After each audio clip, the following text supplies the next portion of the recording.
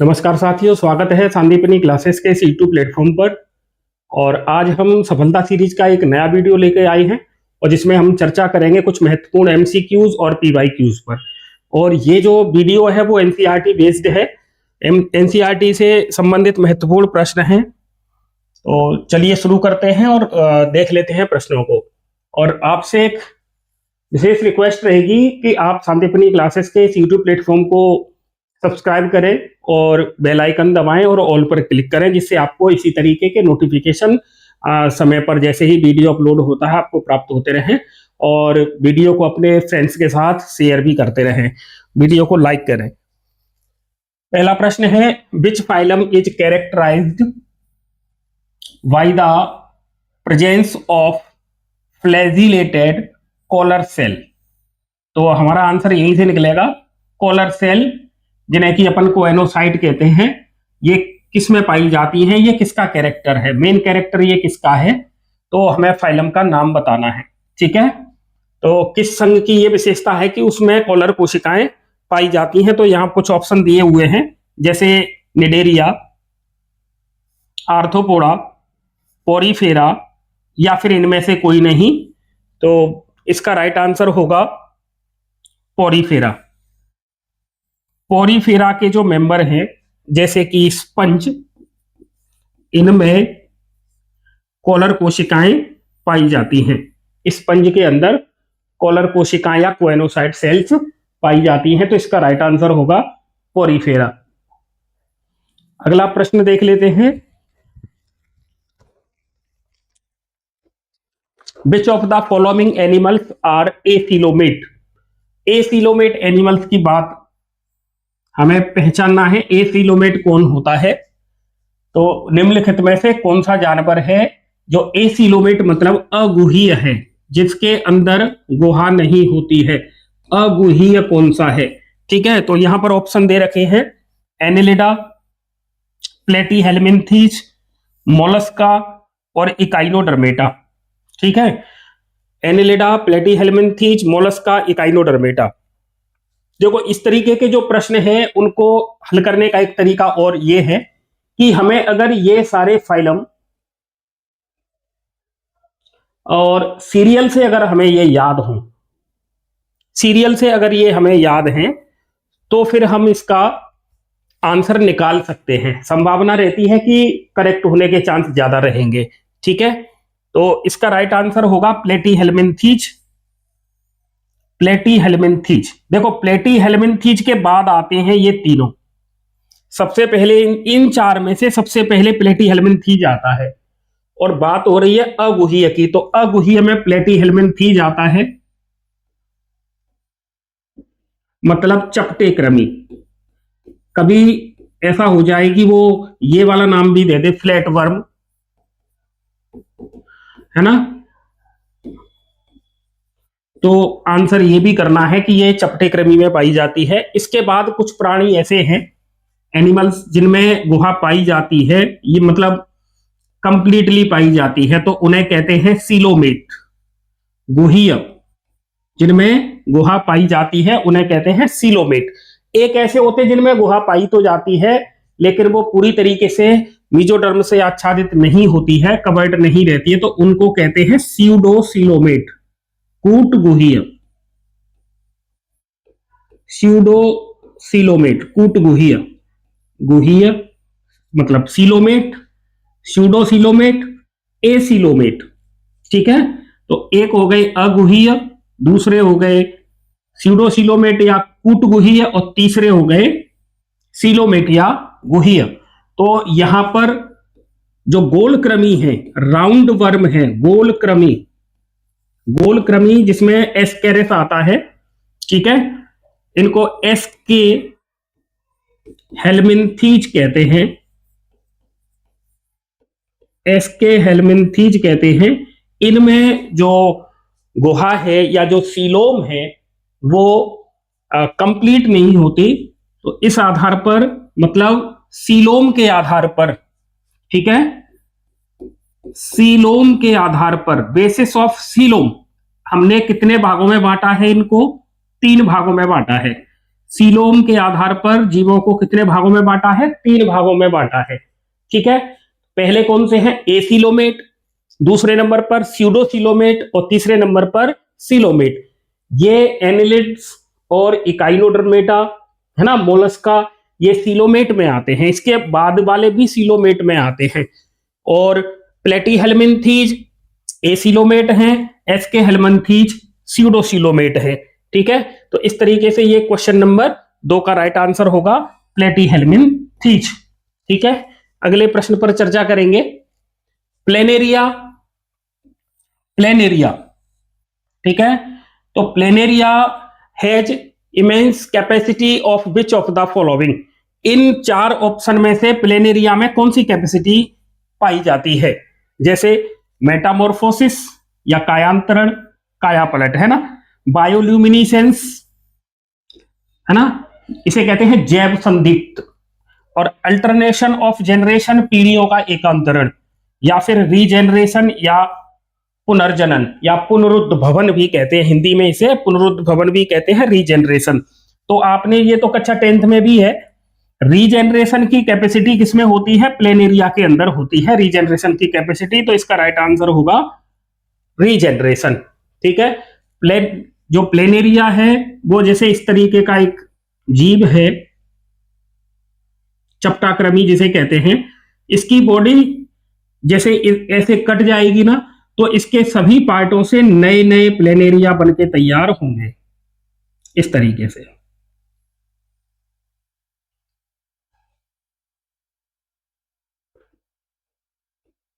इस तरीके से नए प्लेनेरिया इसके प्रत्येक खंड से बन जाएंगे। तो रीजेनरेशन की कैपेसिटी किसमें पाई जाती है? तो इनमें से हमारा राइट आंसर रीजेनरेशन, और किसमें पाई जाती है? तो प्लेनेरिया में। ठीक है, प्लेनेरिया के अंदर। ठीक है, चलिए इस तरीके से और अगले प्रश्न पर चर्चा करते हैं। The largest unit of classification, वर्गीकरण की सबसे बड़ी इकाई क्या है? वर्गीकरण की सबसे बड़ी इकाई, हमें वर्गीकरण क्लासिफिकेशन की लार्जेस्ट यूनिट और स्मॉलेस्ट यूनिट आनी चाहिए, क्योंकि इन दोनों से प्रश्न आने की संभावना बहुत रहती है। तो सबसे बड़ी जो यूनिट है उसे कहते हैं किंगडम। ठीक है, किंगडम मतलब जगत। और इस दुनिया में जितने भी जीव होते हैं इनको हम 2 भागों में बांटते हैं। एक जगत का नाम है पादप और एक जगत का नाम है जंतु। तो जगत 2 है, किंगडम 2 है, प्लांटी और एनिमेलिया। ठीक है, और वर्गीकरण की क्लासिफिकेशन की सबसे छोटी इकाई, सबसे छोटी इकाई होती है स्पीसीज। सबसे छोटी इकाई क्या होती है? स्पीसीज होती है।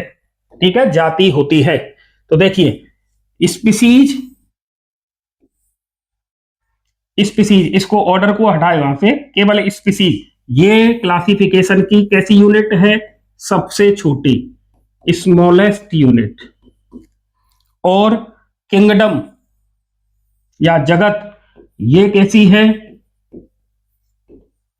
लार्जेस्ट यूनिट, ये लार्जेस्ट यूनिट है।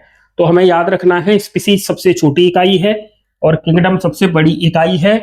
ठीक है, तो इस क्वेश्चन का आंसर क्या होगा? यहाँ लार्जेस्ट यूनिट पूछी गई है क्लासिफिकेशन की, तो हमारा आंसर होगा किंगडम।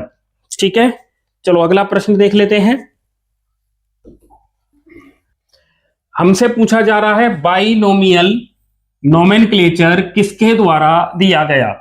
मतलब वर्गीकरण की या क्लासिफिकेशन की द्विपद नामकरण पद्धति किसके द्वारा दी गई या इसके प्रस्तावक कौन है? बाइनोमियल नाम से पता लग रहा है, बाई मतलब इसमें कितने नाम होंगे? 2 नाम होंगे। कितने नाम होंगे? 2 नाम होंगे इसमें। एक नाम इसका होगा, एक नाम होता है वंश का और दूसरा नाम होता है जाति का। पहला नाम किसका है?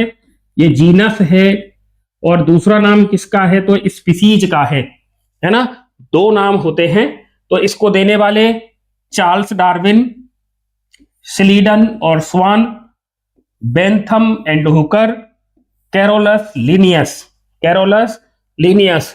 तो देखिए यहां पर ये जो ऑप्शन दिए हुए हैं इनमें से राइट आंसर होगा कैरोलस लिनियस। इनके द्वारा दिया गया था वर्गीकरण की द्विनाम पद्धति, द्विनाम पद्धति, जिसमें फर्स्ट जो नेम होता है वो किसको रिप्रेजेंट करता है, ये जीनस को रिप्रेजेंट करता है, और जो सेकंड नेम होता है ये स्पीसीज को रिप्रेजेंट करता है। मतलब पहला नाम वंश का होगा और दूसरा नाम जाति से संबंधित होता है। ठीक है, और यहां पर इसके कुछ रूल्स भी रहते हैं, जैसे वंश का जो पहला लेटर है ना, फर्स्ट लेटर, पहला जो लेटर है वंश का वो कैसा होगा, कैपिटल में होगा, कैपिटल लेटर में लिखा जाएगा, और जो सेकंड है वो स्मॉल में ही लिखा जाएगा, स्मॉल लेटर से लिखा जाता है वो, है ना। अगली बात, जीनस और स्पीसीज को अलग अलग लिखा जाता है, एक मिला के नहीं लिखते, अलग अलग लिखते हैं। और जब हम इसे हाथ से लिखते हैं, हाथ से जब हम लिखते हैं तो फिर नाम को अलग अलग इस तरीके से अंडरलाइन करना होगा, है ना, अंडरलाइन करना होगा, या फिर उसे इटैलिक्स में लिखना है। अगर अंडरलाइन नहीं करते हैं तो इटैलिक्स में लिखना होगा, और अगर हाथ से लिखते हैं तो फिर हम उसको अलग अलग नाम को, जैसे वंश को या फिर जीनस को और स्पीसीज को अलग अलग अंडरलाइन करते हैं। तो ये जो बाइनोमियल नोमेनक्लेचर सिस्टम है वो किसके द्वारा दिया गया था, कैरोलस लिनियस के द्वारा दिया गया था। ठीक है, स्लीडन और स्वान ने क्या किया था ये आप कमेंट करके बताएंगे। स्लीडन और स्वान का रिलेशन किस थ्योरी से है ना, थोड़ी सी मैंने हिंट दे दिया किस थ्योरी से है, तो आप इसका आंसर देंगे और इसका आंसर आपको सेल्स से रिलेटेड मिलेगा। ठीक है, तो इन्होंने कौन सी थ्योरी दी थी स्लीडन और स्वान के द्वारा, आप बताएंगे। अगला है, विच of the following process forms the basics of taxonomy, निम्नलिखित में से कौन सी प्रक्रिया टैक्सोनॉमी का आधार बनती है, टैक्सोनॉमी का आधार बनती है। ठीक है, तो इसमें पहला है जैसे विशेषता या कैरेक्टराइजेशन, दूसरा है आइडेंटिफिकेशन या फिर नोमेनक्लेचर, तीसरा है क्लासिफिकेशन, और या फिर ऑल ऑफ दीज। ठीक है, तो टैक्सोनॉमी के अंदर हम क्या क्या करते हैं, टैक्सोनॉमी में हम कैरेक्टराइजेशन करते हैं, टैक्सोनॉमी में हम आइडेंटिफिकेशन उसकी पहचान करते हैं, टैक्सोनॉमी में हम उसका नामकरण भी करते हैं किसी भी जीव का, प्लांट हो चाहे एनिमल हो, और हम उसको क्लासिफाइड भी करते हैं। इसका मतलब इसका राइट आंसर होगा ऑल ऑफ दीज। ये सभी ऑप्शन यहां पर सही हैं, तो इसका राइट आंसर होगा ऑल ऑफ दीज। चलो अगले प्रश्न की चर्चा करें। क्वेश्चन नंबर 7, इसमें पूछा गया है a binomial name, scientific name consist of 2 words, है ना, द्विपद नाम या फिर वैज्ञानिक नाम में 2 शब्द होते हैं। इससे पहले वाले प्रश्न पर हमने चर्चा करी थी। तो जो 2 शब्द होते हैं वो किस किस को रिप्रेजेंट कर रहे हैं, तो इसका राइट आंसर होगा, फर्स्ट नेम किसको रिप्रेजेंट करता है, जीनस को, और सेकंड नेम किसका होगा, स्पीसीज का होगा। तो इसका राइट आंसर होगा जीनस एंड स्पीसीज। ठीक है, इसका राइट आंसर क्या होगा, genus and species. Carolus Linnaeus के द्वारा ये पद्धति दी गई थी बाइनोमियल नोमेनक्लेचर। इसमें किसी भी जीव का जो नाम रखा जाता है वो 2 नाम होते हैं, पहला नाम किसको रिप्रेजेंट कर रहा है, जीनस को, और दूसरा किसको करता है, स्पीसीज को। पहला नाम वंश का होता है, दूसरा नाम जाति का होता है। ठीक है, विच of the following represents correct name of mango, आम का शुद्ध वैज्ञानिक नाम क्या है या सही नाम क्या है। तो यहां पर ये देखिए 4 ऑप्शन दे रखे हैं, इनको पहचानना है। देखो मैंजीफेरा इंडिका, ये तो गलत हो जाएगा। क्यों गलत हो जाएगा, क्योंकि नियम क्या कहता है, नियम कहता है जीनस का या वंश का जो फर्स्ट डिजिट होगा वो कैपिटल में होगा। मतलब जीनस या वंश का पहला अक्षर अंग्रेजी के बड़े अक्षर में होगा। तो हम यहां पर ये देखिए एम स्मॉल है, स्मॉल है, इसका मतलब ये तो नहीं होगा, इसको हटा देंगे अपन। अब इसको देखते हैं। वंश का पहला डिजिट कैपिटल है, पहला डिजिट कैपिटल है, पहला डिजिट कैपिटल है, इसका मतलब ये 3 आंसर इसके आधार पर तो सही है। फिर अभी इसमें से गलत और निकालना है। अगला देखिए, दूसरा नियम कहता है कि स्पीसीज का फर्स्ट जो डिजिट है, पहला जो लेटर है, पहला डिजिट होगा वो कैसा होगा, स्मॉल होगा। मतलब स्पीसीज का पहला अक्षर छोटा होगा। कैसा होगा, छोटा होगा। तो देखिए यहां पर आई कैपिटल है, ये गलत हो गया, यहां पर आई कैपिटल है, ये भी गलत हो गया। अब ऑप्शन क्या बचा अपने पास, फर्स्ट मेंजीफेरा इंडिका। और करेक्ट करने के लिए देखो इसको हम क्या करते हैं, अलग अलग अंडरलाइन करते हैं, तब ये शुद्ध होगा। अब ये शुद्ध हो गया मेंजीफेरा इंडिका। इसमें मेंजीफेरा किसको रिप्रेजेंट कर रहा है, मेंजीफेरा किसको बता रहा है, ये जीनस है, और इंडिका क्या है, इसकी जाति है, स्पीसीज है। ठीक है, इस तरीके से हम प्रश्न को पहचानने की कोशिश करते हैं, क्योंकि ये इस तरीके से अपन थोड़ा सा गलत भी कर सकते हैं। तो पहले हम गलत गलत को छांट ले तो अपने पास सही ऑप्शन बचता है, तो प्रश्न के ज्यादातर सही होने के चांस रहते हैं। ठीक है, इसी तरीके से हम अगले प्रश्न पर चर्चा करेंगे। यह है हमारा question number 9। The smallest unit of classification, वर्गीकरण की सबसे छोटी इकाई का नाम क्या है। अभी बताया था वर्गीकरण की सबसे बड़ी इकाई को जगत कहते हैं और सबसे छोटी इकाई को अपन जाति कहते हैं। ठीक है, जाति कहते हैं। तो देखिए ये लिखा है, प्रजाति या जाति एक ही बात है, तो इसकी स्मॉलेस्ट जो यूनिट है, स्मॉलेस्ट यूनिट है वो क्या होगी, स्पीसीज होगी। ठीक है, क्या होगी, स्पीसीज होगी। अब आप थोड़ा सा कंफ्यूज ऐसे हो सकते हैं, अगर आपका कॉन्सेप्ट क्लियर नहीं है तो यहां पर उन्होंने किंगडम नहीं दी है ना। जैसे हम पढ़ के गए कि सबसे बड़ी इकाई किंगडम और सबसे छोटी इकाई जाति की जगह पर वो जीनस लिख के दे, जीनस, और यहां लिख दे कि निम्नलिखित में से, मतलब यहां जो ऑप्शन दिए गए हैं इन 4 ऑप्शन में से सबसे छोटी इकाई क्या है। सपोज करो उन्होंने ये हटा दिया, मैंने यहां से, ठीक है, ये हटा दिया है, और मैंने यहां पर इसकी जगह पर फैमिली ले ली, है ना, कुल फैमिली ले ली। तो अब इसमें से क्या आंसर निकालेंगे अपन, इनमें से सबसे छोटी इकाई क्या है, तब आंसर क्या आएगा, फिर आपका जीनस आएगा। वो आप स्पीसीज ढूंढ रहे हो, स्पीसीज इसमें ऑप्शन में मिल नहीं रही, तो आपके दिमाग में ये चल रहा होगा ये यार क्वेश्चन गलत है, ये तो डिलीट होगा। लेकिन ऐसा नहीं होगा, क्वेश्चन सही है। क्यों, क्योंकि हमने इन 4 में से ही पूछा है, इन 4 में से सबसे छोटा कौन सा है। हो सकता है ऐसा पूछ ले इन 4 में से सबसे बड़ा कौन सा है, और यहां पर किंगडम है नहीं, तो हमें ये बीच वाले जो ऑप्शन है ना इनका भी पता होना चाहिए कि इन 4 में से बड़ा कौन सा है। ठीक है, अब जैसे यहां पर सबसे छोटी की जगह सबसे बड़ी यूनिट पूछ ले, तो अब सबसे बड़ी यूनिट यहां पर क्लास हो जाएगी। ठीक है, तो इनका एक सीरियल है, पूरा क्रम है, उस पर अभी हम क्वेश्चनों के एंड में चर्चा करेंगे कि इनका जो सीरियल है वो किस तरीके से चलता है ना। तो अभी फिलहाल हम क्वेश्चन नंबर 10 पर बात करेंगे। क्वेश्चन नंबर 10 में पूछा जा रहा है, what makes the ovule of gymnosperm naked. Gymnosperm का जो ओव्यूल है वो नेक्ड रहता है, तो इसीलिए तो हम जिम्नोस्पर्म को क्या कहते हैं, अनावृत बीजी कहते हैं, अनावृत बीजी। ऐसे पौधे जिनके बीज अनावृत मतलब ढके हुए नहीं होते हैं, उन्हें कहते हैं अनावृत बीजी। ठीक है, अमूमन क्या होता है, बीज के चारों तरफ फल पाया जाता है या फिर फ्रूट बॉल पाई जाती है, फ्रूट की पेरिकार्प पाई जाती है ना। तो फिर इनमें क्या हो रहा है, जिम्नोस्पर्म के अंदर क्या होगा, तो यहां 4 ऑप्शन पढ़ लेते हैं। पहला क्या कह रहा है, absence of ball of the ovary, अंडाशय की दीवार नहीं होती है। दूसरा, एब्सेंस ऑफ इंटेग्यूमेंट्स। अब आपको मैंने इससे पहले वीडियो में बताया था, इंटेग्यूमेंट तो ओव्यूल में पाए जाते हैं, और जब ओव्यूल में इंटेग्यूमेंट है तो वो सीड कोट बनाते हैं, इसलिए ये तो सीड का ही भाग है, ये ऑप्शन तो होगा नहीं।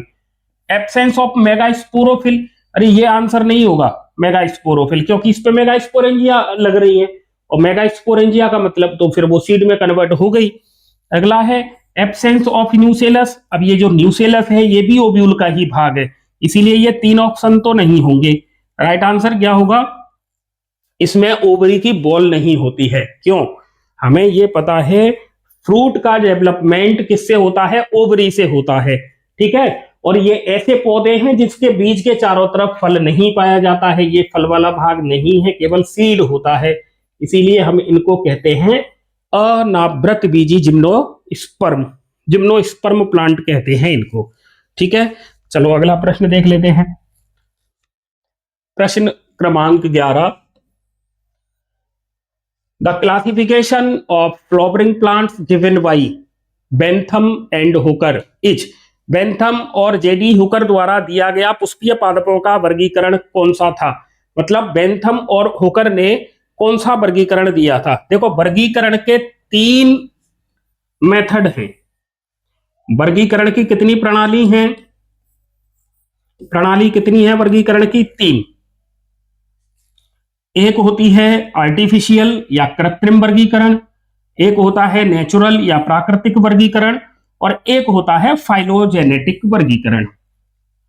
आपको याद रखना है कौन सा वर्गीकरण किसके द्वारा दिया गया था, कौन सा वर्गीकरण किस साइंटिस्ट ने दिया था, ये हमें याद रखना है। ठीक है, आर्टिफिशियल कृत्रिम वर्गीकरण किसने दिया था? तो प्राकृतिक वर्गीकरण दिया है, प्राकृतिक वर्गीकरण दिया है बेंथम और हुकर ने। तो बेंथम और हुकर के द्वारा जो वर्गीकरण दिया गया है वो कौन सा वर्गीकरण है? प्राकृतिक वर्गीकरण है। याद रखना है, प्राकृतिक वर्गीकरण बेंथम और हुकर के द्वारा दिया गया, कृत्रिम वर्गीकरण लिनियस के द्वारा दिया गया था। कृत्रिम वर्गीकरण आर्टिफिशियल किसके द्वारा दिया गया है? लिनियस के द्वारा दिया गया है। और किसके द्वारा दिया गया है? थियोफ्रेस्टस के द्वारा दिया गया है। थियोफ्रेस्टस के द्वारा दिया गया है। ठीक है, कृत्रिम वर्गीकरण लिनियस के द्वारा और थियोफ्रेस्टस के द्वारा दिया गया है। कि प्राकृतिक या नेचुरल जो क्लासिफिकेशन ऑफ सिस्टम है वो बेंथम और हुकर के द्वारा दिया गया है। इसके अलावा कंडोले ने भी दिया था ये, और जस्सिया ने भी दिया था।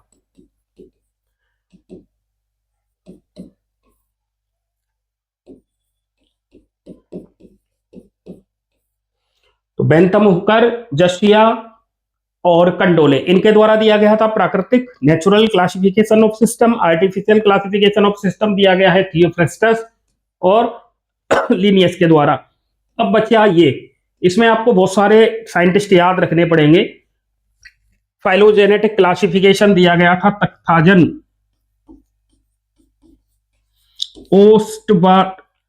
तख्ताजन,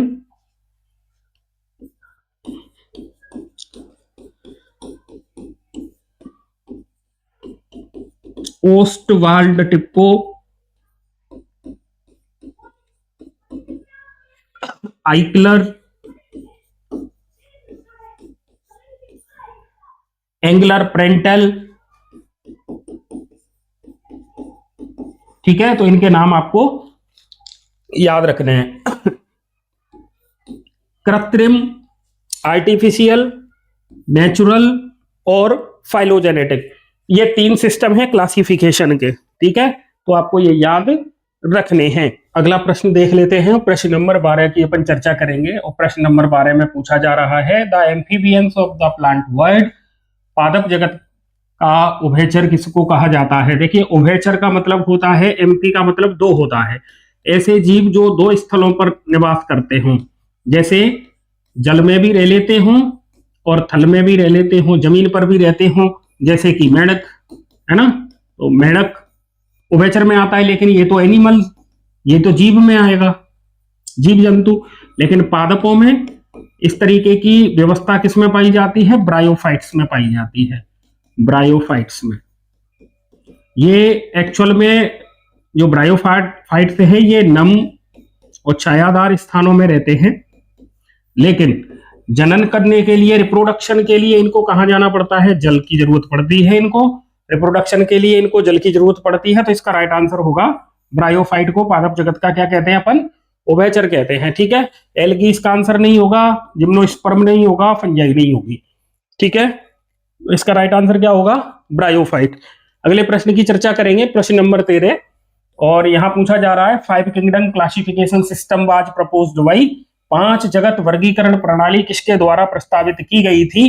तो इसमें देखिए ऑप्शन दिए रखे हैं, कार्ल वूज के द्वारा, विटेकर के द्वारा, कैरोलस लीनियस के द्वारा और अर्नेस्ट हिकल के द्वारा। ठीक है, देखो लीनियस का तो अपन ने अभी पढ़ लिया है, इन्होंने तो दो जगत प्रणाली दी थी, 2 जगत। ठीक है, और इसका राइट आंसर है विटेकर, R.H. विटेकर पूरा नाम है इनका, R.H. विटेकर। इनके द्वारा जो प्रणाली दी गई थी उसमें इन्होंने कितने किंगडम बनाए, तो इन्होंने किंगडम बनाए थे, जगत बनाए थे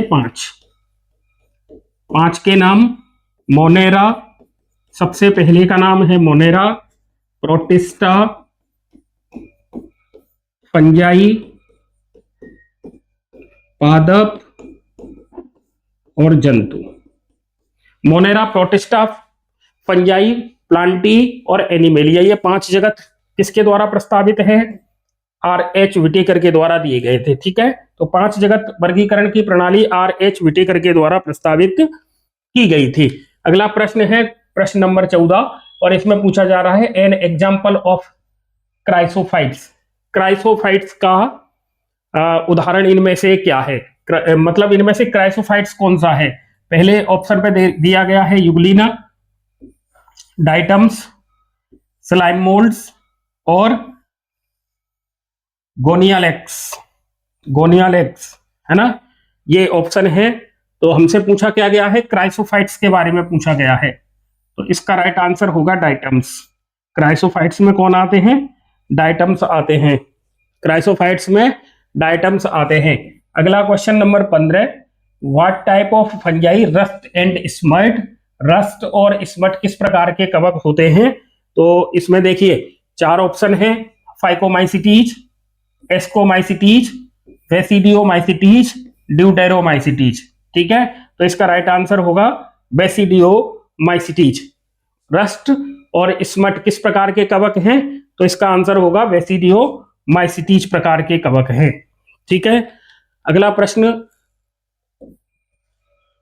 where are viruses classified in 5 kingdom classification. 5 जगत प्रणाली के अंतर्गत 5 जगत जो वर्गीकरण की प्रणाली दी गई थी, इस 5 जगत वर्गीकरण की प्रणाली में विषाणुओं को कहां रखा गया है। विषाणुओं की जगह पर वो ऐसे भी पूछ सकते हैं कि इसमें प्रियोन को कहां रखा गया है, वायरोइड इनको कहां रखा गया है, प्रियोन और वायरोइड, तो इनको कहां रखा गया है, मोनेरा के अंदर, प्रोटिस्टा के अंदर, फंजाई के अंदर, या इनमें से कोई नहीं। तो इसका राइट आंसर क्या होगा, इनमें से कोई नहीं, क्योंकि R.H. विटेकर की 5 जगत जो 5 किंगडम क्लासिफिकेशन दिया गया है, उसमें 5 जगत में विषाणुओं को, मतलब वायरस को, प्रियोन को और वायरोइड को शामिल नहीं किया गया है। तो ये इसमें मोनेरा भी नहीं होगा, प्रोटिस्टा भी नहीं होगा, फंजाई भी नहीं होगी। ठीक है, तो इसका आंसर होगा 4, नन ऑफ दीज, इनमें से कोई नहीं।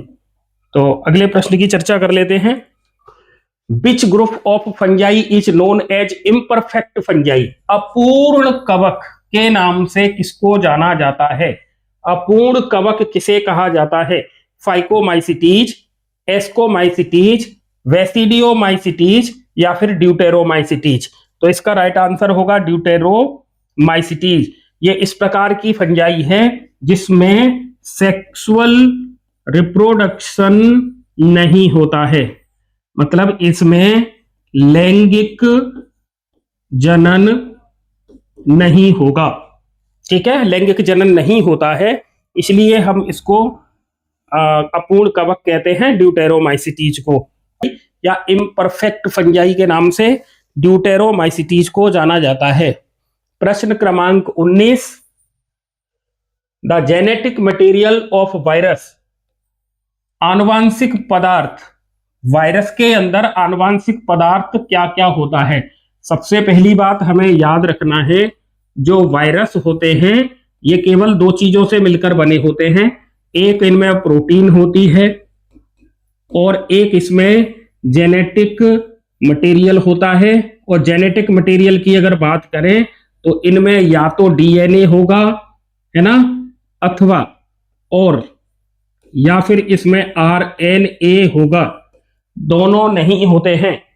वायरस के अंदर डीएनए आरएनए दोनों एक साथ नहीं पाए जाते, या तो उसके अंदर डीएनए होगा अथवा उसके अंदर आरएनए होगा। यहां पर पूछा जा रहा है वायरस का आनुवंशिक पदार्थ क्या है। डीएनए है, आरएनए है, डीएनए और आरएनए दोनों हैं, या फिर बोथ टुगेदर दोनों एक साथ। तो दोनों एक साथ तो होते नहीं हैं, ठीक है। तो यहां पर सबसे जो बेस्ट आंसर है वो ये होगा कि इनमें या तो डीएनए होगा या फिर इनमें आरएनए होगा। तो राइट आंसर क्या होगा? थर्ड, ठीक है। अगले प्रश्न पर चर्चा करते हैं। प्रश्न नंबर 20,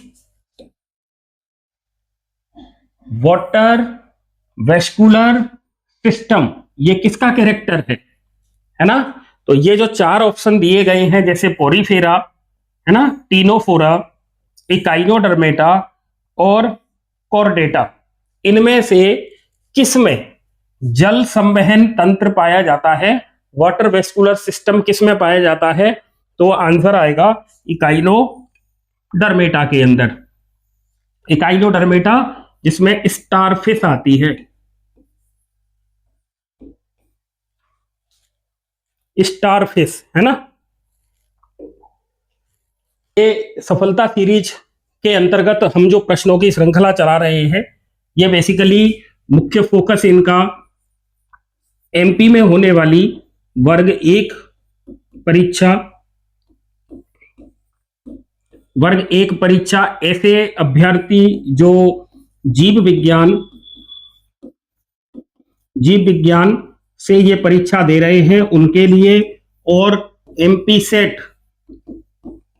एमपी सेट की एग्जाम जो लाइफ साइंस से होनी है उसके लिए ये प्रश्न बहुत ही महत्वपूर्ण है। और प्रश्नों के आने की संभावना, इसी प्रकार के प्रश्न आपको परीक्षा में देखने को मिलते हैं। तो कृपया संदीपनी क्लासेस के साथ बने रहें और वीडियो को लाइक शेयर करते रहें। अगला प्रश्न इस श्रृंखला का देखें। ये जितने भी ये जो प्रश्न हैं ये सब एनसीईआरटी बेस्ड है, एनसीईआरटी पर आधारित प्रश्न है ये। निम्नलिखित में से कौन सी एक सत्य या वास्तविक मछली है? विच of the following is a true fish, है ना। जो वास्तव में मछली है उसके बारे में पूछा जा रहा है। तो यहां पर ऑप्शन दिए गए हैं सिल्वर फिश, जेली फिश या क्रेफिश और सी हॉर्स।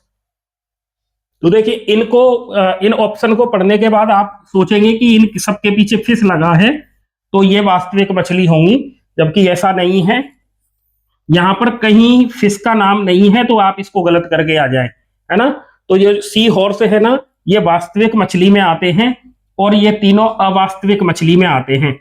ये पिसीज में नहीं रखे गए हैं, ठीक है, ये पिसीज के अंदर नहीं आते हैं। सिल्वर फिश, जेली फिश और क्रेफिश ये पिसीज के मेंबर नहीं है। सी हॉर्स पिसीज का मेंबर है और सी हॉर्स ये वास्तविक मछली है, वास्तविक मछलियों में यही आती है ना। तो इसका राइट आंसर होगा सी हॉर्स, ठीक है, सी हॉर्स। हमें ऑप्शन देखकर, कई प्रश्न ऐसे होते हैं जो ऑप्शन देख के आंसर आ जाते हैं, लेकिन कई प्रश्न ऐसे होते हैं जो हमें बहुत ज्यादा कंफ्यूजन में डाल देते हैं। क्योंकि यहां पर देखिए सभी में फिश शब्द लगा हुआ है तो हम कंफ्यूज हो जाए कि ये प्रश्न गलत होगा, ऐसा अपन मान सकते हैं, लेकिन ऐसा नहीं है। इसका राइट आंसर होगा सी हॉर्स, ठीक है। तो इस तरीके के भी प्रश्न कई बार हमें कंफ्यूज करते हैं परीक्षा में, तो सोच समझकर हमें प्रश्न का जवाब देना रहेगा। अगले प्रश्न की चर्चा करते हैं। कैरेक्टरिस्टिक फीचर ऑफ मैमल्स, स्तनधारियों की विशेषता पूछी जा रही है। स्तनधारियों में क्या विशेषता पाई जाती है? तो स्तनधारियों की विशेषता इसमें देखिए, प्रेजेंस ऑफ बॉडी हेयर, शरीर पर बालों की उपस्थिति, प्रेजेंस ऑफ एक्सटर्नल ईयर, बाहरी कान की उपस्थिति, प्रेजेंस ऑफ स्वीट ग्लैंड्स, पसीने की ग्रंथियों की उपस्थिति, ऑल ऑफ दीज। आप देखिए मैमल्स में क्या ये सारी विशेषताएं पाई जाती हैं? बॉडी हेयर, शरीर पर बाल होते हैं क्या? तो ये तो बात सही है। बाहरी कान, एक्सटर्नल ईयर, ये भी होता है ना? और पसीने की ग्रंथि भी पाई जाती है क्योंकि पसीना भी आता है। इसका मतलब इसका राइट आंसर क्या होगा? ऑल ऑफ दीज इसका राइट आंसर होगा। अगला प्रश्न, the main plant body of bryophytes. Bryophyte का मुख्य पादप शरीर, मुख्य पादप शरीर किसका? ब्रायोफाइट का मुख्य पादप शरीर होता है। पहला ऑप्शन है gametophyte, sporophyte, gametophyte in some while sporophyte in others. ये तो कैसे भी नहीं हो सकता, है ना? अगला है नन ऑफ दीज, या फिर इनमें से कोई नहीं। तो हमारा राइट आंसर इसमें से होगा गैमीटोफाइट। राइट आंसर क्या होगा? गैमीटोफाइट। देखिए प्लांट बॉडी दो प्रकार की होती है, एक होती है गैमीटोफाइट और एक प्लांट बॉडी को कहते हैं अपन स्पोरोफाइट। ठीक है, तो यहां पर जो ब्रायोफाइट्स है इनकी मेन प्लांट बॉडी कैसी होती है? गैमीटोफाइट होती है। इसका राइट आंसर होगा गैमीटोफाइट या युग्मकोद भेद। प्रश्न क्रमांक 24, चिलगोजा इज ऑब्टेन्ड फ्रॉम। चिलगोजा किससे प्राप्त होता है? टेरिडोफाइट से, फ्लावरिंग प्लांट से, ब्रायोफाइट से, या फिर जिम्नोस्पर्म के प्लांट से। तो इसमें देखिए टेरिडोफाइट आंसर नहीं होगा, फ्लावरिंग प्लांट नहीं होगा, ब्रायोफाइट्स नहीं होगा। राइट आंसर होगा जिम्नोस्पर्म से प्राप्त होता है चिलगोजा। चिलगोजा किससे प्राप्त होता है? जिम्नोस्पर्म से प्राप्त होता है। ठीक है, अगले प्रश्न को देखें। प्रश्न क्रमांक 25, stored food in green algae. हरे शैवालों के अंदर फूड किस फॉर्म में स्टोर रहता है? हरे शैवालों में संचित भोजन का नाम starch, mannitol, cellulose, floridean starch. Floridean starch इसका राइट आंसर होगा स्टार्च के फॉर्म में। ठीक है, इसके रूप में, स्टार्च के रूप में।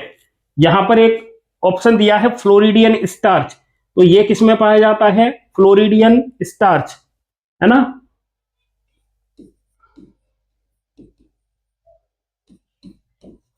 देखो हमें पढ़ने होते हैं भूरे शैवाल और हरे शैवाल, हरे शैवाल और लाल शैवाल। लाल शैवाल, ग्रीन एल्गी, है ना, ब्राउन एल्गी और रेड एल्गी। तीन एल्गी हैं, यहां पर पूछे जा रहे हैं हरे शैवाल। तो हरे शैवाल के लिए राइट आंसर होगा स्टार्च। क्या होगा? स्टार्च। ठीक है, और रेड एल्गी में, लाल शैवाल, रेड एल्गी में होगा फ्लोरिडियन स्टार्च। तो ऐसे याद कर लेंगे अपन, रेड एल्गी में फ्लोरिडियन, है ना, आर एफ, आर एफ, है ना। फ्लोरिडियन स्टार्च पाया जाता है रेड एल्गी में। ठीक है, सेल्यूलोज होता नहीं है, और मैनिटोल ये है ब्राउन एल्गी का, ये है ब्राउन एल्गी का। ठीक है, तो इस तरीके से आज हमने प्रश्न नंबर 25 तक चर्चा की है। आगे और भी प्रश्न हैं, लेकिन वीडियो बहुत लंबी हो जाएगी, तो इसके अपन आगे चल के प्रश्नों को दूसरे वीडियो में देख लेंगे। ठीक है, प्रश्न क्रमांक 26 से आगे हम चर्चा अगले वीडियो में करेंगे। तो 1 से 25 तक ये जो प्रश्न है एनसीईआरटी बेस्ड, ये हमने देखे और इन पर चर्चा की, और 26 से लेके 50 तक इसमें पूरे 50 प्रश्नों का ये सेट है। तो हम अगले वीडियो में इन बाकी के प्रश्नों पर चर्चा करेंगे। तो इसी तरीके से आप संदीपनी क्लासेस के साथ बने रहें। वीडियो देखने के लिए आपका बहुत बहुत धन्यवाद। जय हिंद।